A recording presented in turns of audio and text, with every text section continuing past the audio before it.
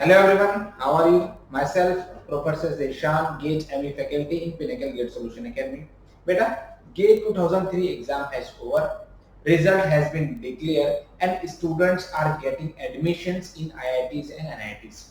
Okay? And also those students who wanted to recruit in PSUs, they are getting the calls from PSUs called ONGC, IOCL, BRC, जिसमें भी आप लोग जाना चाहते हैं. ठीक है. Now, beta, today I will share कि what should be your strategies if you are planning for GATE 2024-25. ठीक है. Now, बेटा अगर आज से देखा जाए तो ड्यूरेशन जो आपके पास बचा हुआ है for your GATE preparation, that duration is almost 10 months. 10 month का ड्यूरेशन आपके पास बचा हुआ है, चाहे वो किसी भी इंजीनियरिंग ब्रांच के बारे में आप बात कर लो, बिकॉज गेट 2024 जो अगेन होने वाला है it will be on Feb. ठीक है, फेब में ही होने वाला है, फेब 2024 में. तो ड्यूरेशन की अगर मैं बात करता हूं, so the duration which is remaining is almost we can say 10 months.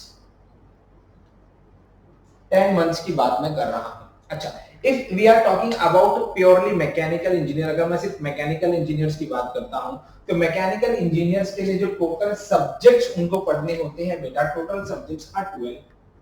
ठीक है, मेजर सब्जेक्ट जो है हमारे पास टोटल 12 सब्जेक्ट्स आर देयर. ठीक है, टोटल 12 सब्जेक्ट्स हैं मेरे पास एंड ड्यूरेशन इज 10 मंथ. तो सबसे पहला क्वेश्चन स्टूडेंट के माइंड में यही आता है कि sir how to prepare, preparation कैसे स्टार्ट किया जाए. ठीक है. नाउ अगर कोई ऐसा स्टूडेंट है जो ये सोच रहा होता है, देखो स्टूडेंट्स के पास बहुत सारे ऑप्शंस ओपन होते हैं. Student can go for MS, वो एमएस के लिए जा सकता है, मींस जीआरई ले सकता है. Student can give CAT also, and एक स्टूडेंट्स के पास और ऑप्शन होता है दैट इज गेट. अब मैं आपको एक सिनेरियो बताता हूं कि GATE, why GATE is important for engineers. Engineers अगर हम हैं तो हमारे लिए गेट क्यों इंपॉर्टेंट है. देखिए बहुत सारे हमारे स्टूडेंट ऐसे हैं जो जीआरई देते हैं, जीआरई देके वो वापस जाते हैं, आप बाहर कंट्री में जाकर आप वो जॉब करोगे या फिर आप वहां पर जाकर स्टडी करोगे. वेल एंड गुड, बहुत अच्छा है वो भी आप लोगों के लिए. ठीक है, बहुत से स्टूडेंट ऐसे होते हैं जो कैट एग्जाम देते हैं एंड एमबीए करते हैं, मास्टर्स एमबीए करते हैं, means master in business administration, वो करते हैं, वो भी गुड है. But what is the other option and which is better than MBA or we can say MS, वो क्या ऑप्शन है, दैट इज गेट. अच्छा क्यों है बेटा, सबसे पहले मैं आपको एक सिनेरियो बताना चाहता हूं. Let me just discuss you this scenario. एक सिनेरियो है, क्या है वो, देखो अगर मैं किसी भी मुंबई यूनिवर्सिटी के कॉलेज की बात करता हूं, देखो मैं आईआईटीज एनआईटीज की बात नहीं कर रहा हूं. ठीक है, मैं ऐसे स्टूडेंट की बात नहीं कर रहा हूं जो बीई बीटेक ऑलरेडी आईआईटी या एनआईटी से कर रहे हैं. मैं ऐसे स्टूडेंट की बात कर रहा हूं जो एक मुंबई यूनिवर्सिटी का स्टूडेंट है, उसके सिनेरियो की मैं बात कर रहा हूं. ठीक है, क्या कह सकते हैं हम लोग, अगर मैं रिपोर्ट्स की बात करूं तो टोटल 25% स्टूडेंट ही ऐसे होते हैं बेटा जो क्या करते हैं, आपके पास कैंपस रिक्रूटमेंट में उनको क्या मिलता है, जॉब मिलता है. ठीक है, ऐसे कितने होते हैं, ऑलमोस्ट किसी भी ब्रांच की मैं बात कर लूं तो उसमें से 25% ऐसे स्टूडेंट्स होते हैं. 100% स्टूडेंट नहीं की बात कर रहा हूं, 25% स्टूडेंट जिनको जॉब लगती है कैंपस के थ्रू.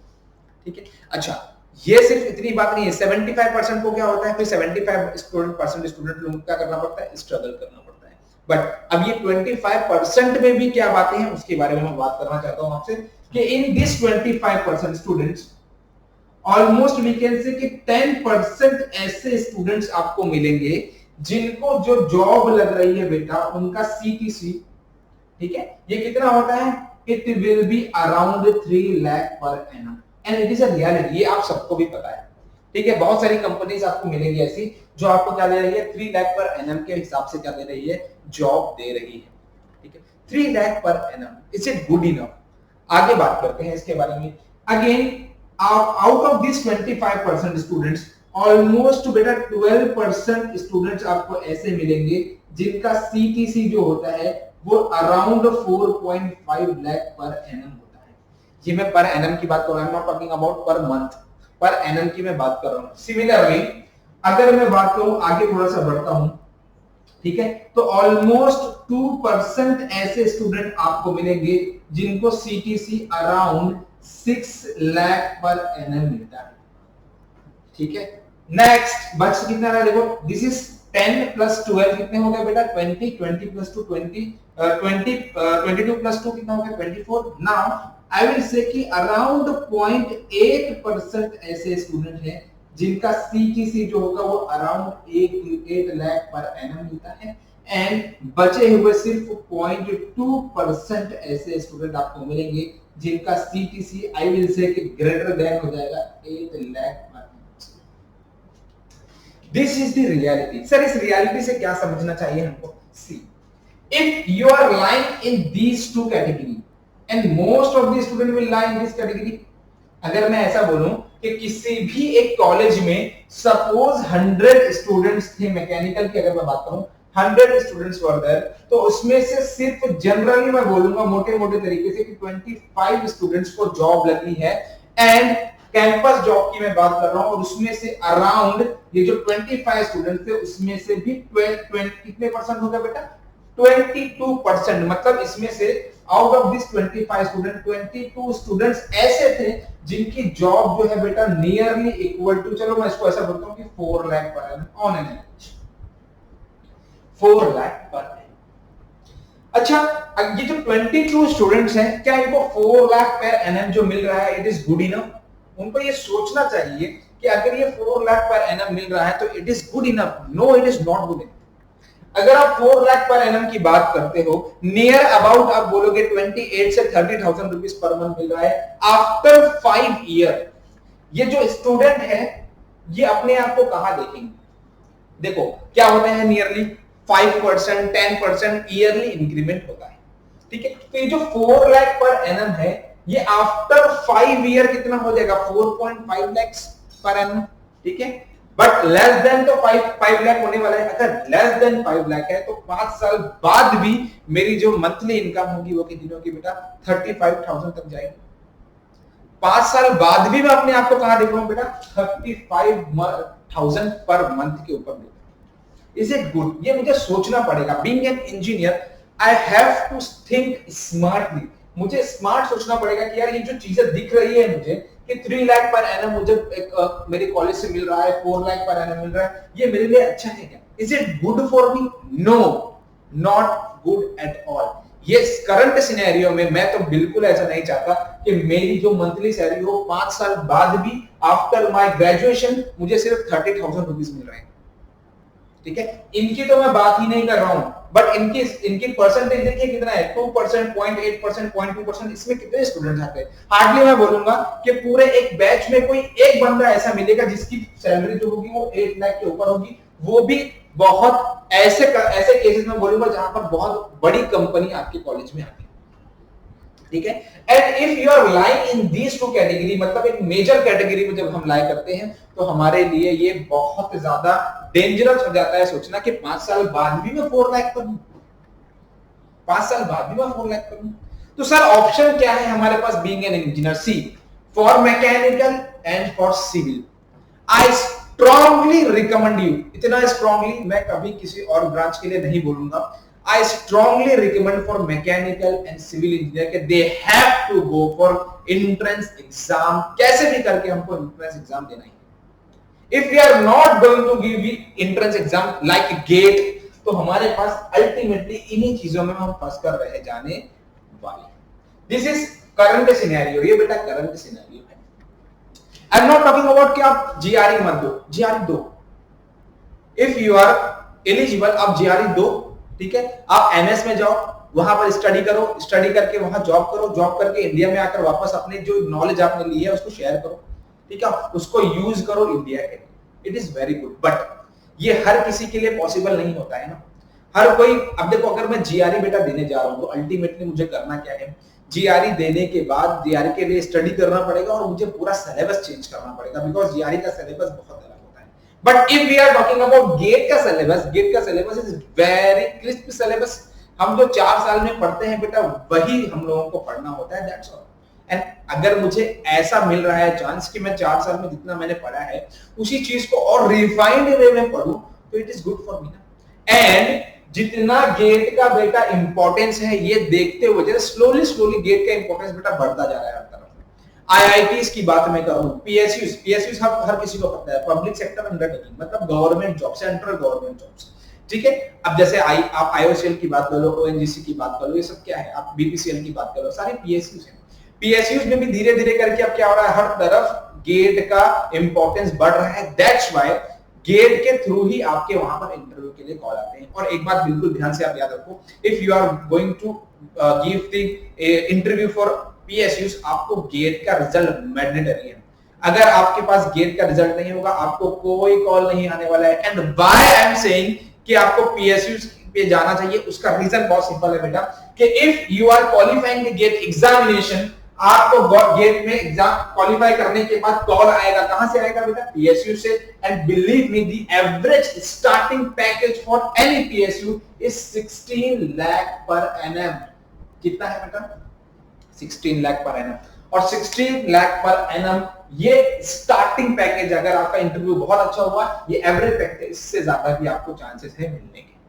और if I am talking about 16 lakh per annum, तो मंथली सैलरी तो 1 लाख के ऊपर मेरे पास आ ही गई है। कहां मुझे 25,000 मिल रहा था, कहां मुझे 1 लाख के ऊपर सैलरी मिल रहा है, वो भी गवर्नमेंट जॉब में। और यहां से अगर मैं 5% इंक्रीमेंट देखता हूं, और उसके बाद आफ्टर 5 ईयर में अगर अपने आप को देखूंगा, तो लाख का 5% निकालते जाऊंगा तो ऑलरेडी वो बड़ा बड़ा अमाउंट ही बनता है। और मेरा अमाउंट जो यहां से आफ्टर 5 ईयर आएगा, वो इससे तो बहुत ज्यादा होने वाला है, इससे बहुत ज्यादा होने वाला है। And this is the current scenario. See for क्यों मैंने इतना स्ट्रांगली रिकमेंड किया था मैकेनिकल और सिविल के लिए, उसका रीजन बहुत सिंपल है कि जितनी भी पीएसयूज की बेटा मैं बात करने वाला हूं, वहां पर most of the job is open for mechanical, civil and electricity के लिए, ठीक है। बहुत सारी जॉब, मतलब अगर आउट ऑफ 100 की मैं बात करूं, तो नियरली अबाउट 80 जॉब्स जो होती है, वो मैकेनिकल, सिविल और इलेक्ट्रिसिटी वालों के लिए ही होती है। तो अगर बेटा हमारे पास इतनी सारी जॉब अवेलेबल है, तो हमको उस पर जाना चाहिए ना, वहां वैकेंसी बहुत सारी है। जाने के लिए क्या करना है, जस्ट गेट एग्जामिनेशन देना पड़ेगा, ठीक है। अच्छा, ये तो हो गई इस बात की क्यों, why we should think about GATE, ये गेट के बारे में हमको क्यों सोचना चाहिए, ये इसका मेरे पास क्या हो गया है, एक मैंने जस्ट आपको बता दिया कि क्यों आपको गेट के बारे में सोचना चाहिए, ठीक है। एंड मैकेनिकल और सिविल वालों को तो सोचना ही पड़ेगा, बिकॉज इनके लिए ही सबसे बड़ी अपॉर्चुनिटी यहाँ पर। सर इतना समझ में आ गया है, आपने बता दिया कि what is the current scenario and why we should think about GATE examination, ठीक है। सर अभी मुझे ये बताओ कि कैसे गेट की प्रिपरेशन की जाए and what is the correct time. See GATE 2023 already हो चुका है, ठीक है। नाउ 24 के लिए सिर्फ 10 मंथ बाकी है। तो now from the June onwards, जून से ही, क्योंकि बिकॉज अभी आप एग्जाम्स स्टूडेंट्स के होते हैं, मई में एंड सेम होता है, तो उस टाइम पर आप एंड सेम में लगे हुए होते हैं। तो जून से आपके पास इज द करेक्ट टाइम। और मैं आपको बोल रहा हूं कि सेकेंड ईयर वाले जितने भी स्टूडेंट्स अभी हैं, उनके लिए तो सबसे बेस्ट टाइम है, बिकॉज हम सबको पता है कि गेट का एग्जाम अगर मुझे देना है, तो थर्ड ईयर भी एलिजिबल हो गया। मतलब अगर मैं थर्ड ईयर में आता हूं गेट 2024 के लिए, तो it is good for me. Third year में भी मैं एक बार ट्राई दे सकता हूं, देन फोर्थ ईयर में भी दे सकता हूं। सर कितनी बार दे सकते हो, कोई भी लिमिट नहीं है, कितनी मर्तबा भी आप गेट का एग्जाम को लिख सकते हो। But our aim should be के फर्स्ट अटेम्प्ट में ही मेरे पास क्या आना चाहिए, गेट का रिजल्ट आ जाना चाहिए। एंड बिलीव मी, गेट का रिजल्ट जो होता है वो 3 साल के लिए वैलिड होता है। You can use for the admission के लिए आप 3 साल के लिए 3 साल तक यूज कर सकते हो इस गेट के रिजल्ट को, and which is very good for us, ठीक है। हम लोग यूज कर सकते हैं। मतलब अगर हम थर्ड ईयर में ही मेरे पास बहुत अच्छा रैंक आ गया, तो क्या करें, फाइनल ईयर के बाद आप उस गेट के रिजल्ट को यूज कर सकते हो एडमिशन के लिए, बिकॉज ऑलरेडी आपने थर्ड ईयर में ही हमारा कर लिया। बहुत सारे स्टूडेंट्स ऐसे होते हैं जो क्या करते हैं, पास आउट हो जाते हैं, या फाइनल ईयर में जाने के बाद उनको समझ में आता है कि नहीं यार, this is the scenario, GATE का एग्जाम लिखना चाहिए, तब तक बहुत देर हो जाती है। और अगर देर हो जाती है तो फिर ड्रॉप लेना पड़ता है, या जॉब करते करते आपको स्टडी करना पड़ता है, जिसके लिए अल्टीमेटली क्या होता है, बहुत अच्छा रैंक हमारे पास नहीं है। तो करना क्या है बेटा, फ्रॉम द जून ऑनवर्ड्स, जून से ही हमको लगना पड़ेगा फॉर द गेट 2024 एंड 25 के लिए। अच्छा, बहुत सारे स्टूडेंट मुझसे आकर बोलते हैं कि सर अगर बहुत अच्छा रैंक लाना है तो क्या किया जाए। See if you want to prepare, अगर आप चाहते हैं कि हाउ टू प्रिपेयर, ये माइंड में इस चीज का मुझे आंसर मिले, तो यहां पर बहुत अच्छे से ध्यान से फोकस करो। सबसे पहली चीज जो मैं स्टूडेंट्स को बोलता हूं, सबसे पहली चीज मैं बोलता हूं, दैट इज द पेशेंस।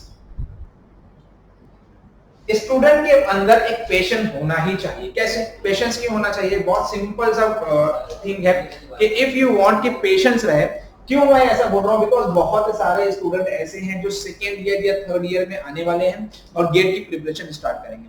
मैं आपको बहुत क्लियरली बोल रहा हूँ, जैसे ही आप फर्स्ट लेक्चर में बैठोगे आपको मजा आ जाएगा गेट में, बट अल्टीमेटली आपसे एक चीज जरूर होगी, वो ये कि क्वेश्चंस सॉल्व नहीं होंगे। रीजन क्या है? बहुत सारे ऐसे स्टूडेंट हैं जिन्होंने ऑलरेडी जैन में, फेब में एग्जाम के में लेक्चर्स स्टार्ट कर दिए थे, अब उनके पास ऑलरेडी 4 मंथ आ गए हैं। अगर 4 मंथ उनके पास है, दैट मींस 4 मंथ में उन्होंने अपना फाउंडेशन क्रिएट कर दिया है। तो पेशेंस क्यों चाहिए स्टूडेंट में जब वो जून में आने वाले हैं? इसलिए कि इतना क्लियर है कि आफ्टर सम टाइम कुछ लेक्चर्स आप बैठो, उसके बाद आपसे क्वेश्चंस बनने लगेंगे, आप क्वेश्चन को सॉल्व करने लगेंगे। अगर कोई स्टूडेंट ऐसा आता है, किसी को देखकर बोलता है कि यार मुझसे क्वेश्चन सॉल्व नहीं हो रहा है, गेट मेरे लिए है ही नहीं, तो इसलिए हर एक गेट के एस्पिरेंट में पेशेंस होना बहुत जरूरी है। अगर पेशेंस आपके पास है, दैट मींस कि आपने बहुत कुछ अचीव कर लिया है अपनी तरफ से।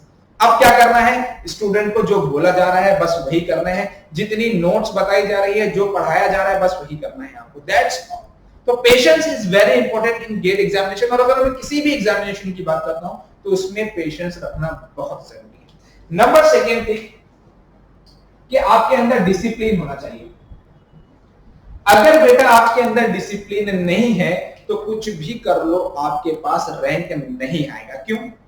बहुत सारे स्टूडेंट ऐसे होते हैं जिन्होंने फर्स्ट लेक्चर अटेंड किया, सेकंड लेक्चर अटेंड किया, उसके बाद दैट्स ऑल। ऐसा नहीं होता है। अगर आपने एक भी लेक्चर मिस किया है, एक लेक्चर मिस करने के बाद दूसरा लेक्चर मिस कर रहे हो, किसी भी बहाने से आप बोल रहे हो कि सर नहीं आ पा रहा हूं, वो आपके लिए बहुत डेंजरस चीज है। Discipline is very must for GATE preparation या किसी भी प्रिपरेशन की मैं बात करूं, discipline is very very very important. अगर बेटा आपके अंदर डिसिप्लिन नहीं आता है तो अल्टीमेटली आप ये समझ लो कि आप जिस भी एंट्रेंस एग्जाम की प्रिपरेशन कर रहे हो आपसे कभी नहीं निकलेगा। तो हर एक लेक्चर में अटेंड रहना बहुत जरूरी है। And Pinnacle GATE Solution Academy ये अश्योर करता है कि स्टूडेंट को जितने भी लेक्चर्स में आने की बात की जा रही है, जितने भी लेक्चर्स उनके लिए अरेंज किए जा रहे हैं, वो सारे के सारे लेक्चर्स को अटेंड करें।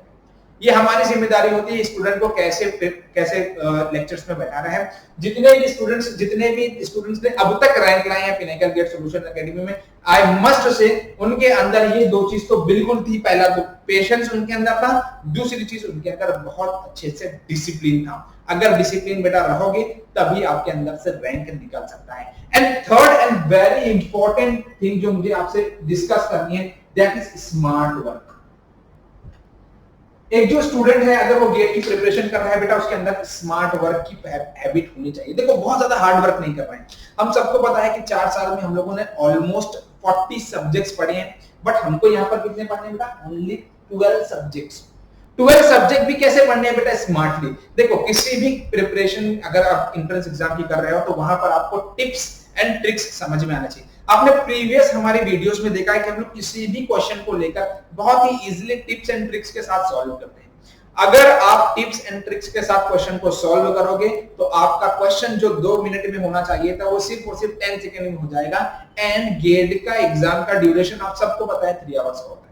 3 आवर्स 65 क्वेश्चन 100 मार्क्स होता है, ये सबको पता है। अच्छा, टाइम अगर कंस्ट्रेंट है 65 क्वेश्चन है तो 2 मिनट्स टिल 2 मिनट्स हमारे पास क्या होता है? टाइम मिलता है किसी भी क्वेश्चन को सॉल्व करने का। बट हमें ऐसा स्मार्ट वर्क करना है सो दैट ऐसा टिप्स एंड ट्रिक्स यूज करना है सो दैट हम 10 सेकंड के में ही उस क्वेश्चन को 30 सेकंड में उस क्वेश्चन को सॉल्व कर ले, सो दैट हमारा टाइम बच जाए। देखो हर एक क्वेश्चन ऐसा नहीं होता जिसमें टिप्स एंड ट्रिक्स होती है, कुछ ऐसे होते हैं जो थोड़ा सा लेंथी होते हैं, जिनको थोड़ा सा टाइम लगता है सॉल्व करने के लिए। ठीक है, तो अगर किसी एक क्वेश्चन में मैं 2 मिनट नहीं लेकर 10 सेकंड लेता हूं तो इसका जो टाइम बच रहा है वो किसी दूसरे क्वेश्चन में मैं यूज कर सकता हूं एंड इसी वे में पूरा पेपर होता है।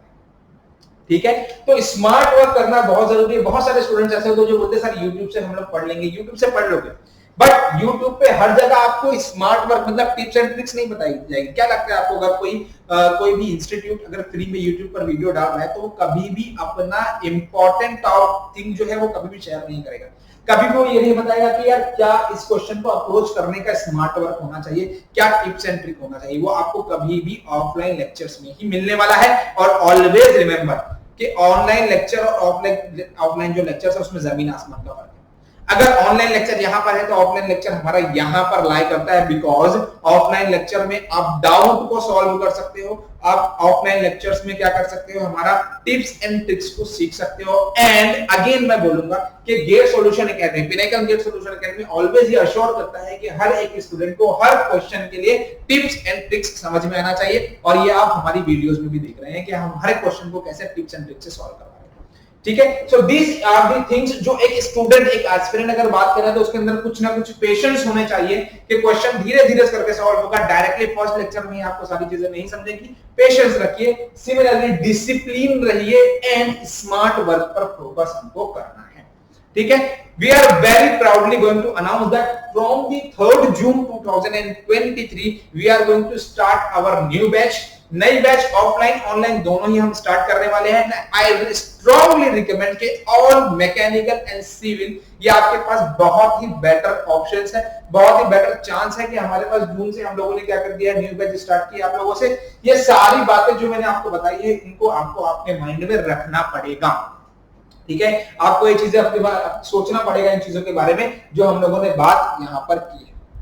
ठीक है, सो आप सबको पता हो गया कि yes this is the category, मैं इस कैटेगरी में लाई करता हूं। मुझे अगर आईआईटी या एनआईटी में जॉब एडमिशंस लेना है, या फिर मुझे टीचिंग करनी है, या फिर मुझे जॉब करनी है जिसमें 16 लाख पर एनम हो, we have to give GATE exam.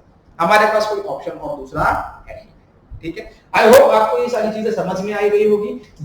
3rd जून से हमारा न्यू बैच स्टार्ट हो रहा है, 31 मई 2023 तक हमारा रजिस्ट्रेशन चालू है। अगर आप रजिस्टर करते हो आपको एक और बेनिफिट मिलेगा, एंड दैट बेनिफिट इज कि we will give you free maths foundation course. अच्छा, मैथ्स फाउंडेशन कोर्स क्या है? यहां पर हम आपके पूरे बेसिक मैथ्स का क्या करने वाले हैं, ब्रश अप करने वाले हैं। एक पूरा वीक हम लेंगे, उसमें आपके जितने भी बेसिक प्रॉब्लम्स आपको आते हैं मैथमेटिक्स में वो सब क्लियर करेंगे, एंड उसके बाद आप अलाउ करेंगे गेट की क्लासेस के लिए। उससे बेनिफिट क्या होगा, आपके गेट की जितना भी आपका बेसिक्स है वो पूरा फाउंडेशन क्रिएट हो जाएगा, और उसके बाद you are ready for GATE examination. ठीक है, मिलते हैं हम लोग हमारी क्लासेस में, ऑफलाइन क्लासेस में। आई होप आपको ये वीडियो बिल्कुल अच्छे से समझ में आ गई होगी। Till then take care and bye.